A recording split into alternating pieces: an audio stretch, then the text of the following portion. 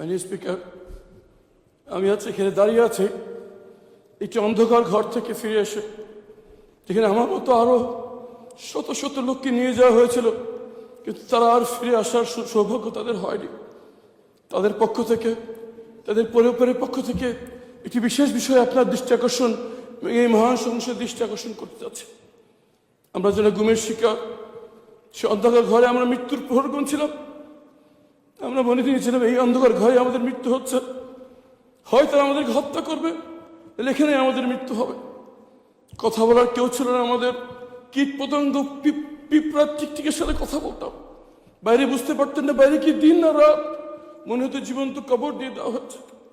মনে হতো যে মৃত্যুর থেকে হাজার গুণ ভালো। মনে করতাম যে আজকে রাতে হয়তো হত্যা করা হবে। এভাবে মৃত্যুর প্রহর যখন গুনছিলাম, একদিন রাতে ট্রেনে হিসছে যখন আমাকে সেখান থেকে বের করছে, আমি ধরে নিয়েছি এখন আমাকে হত্যা করা হচ্ছে।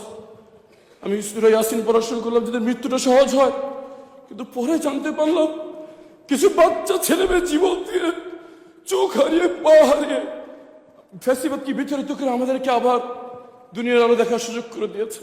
মাননীয় স্পিকার, এই সংসদকে যদি বলতে হয় তাহলে বলতে হবে মুসলিমদের মিলন বেলা। এখানে এমন একজন কেউ পাওয়া যাবে না যে গত ফ্যাসিস্ট আমলে জুলুমের শিকার হয়নি। আমি গুমের ভুক্তভোগী যারা ফিরে আসছে তাদের পক্ষ থেকে, গুমের ভুক্তভোগী পরিবারদের পক্ষ থেকে একটি বিষয়ে দৃষ্টি আকর্ষণ করছি।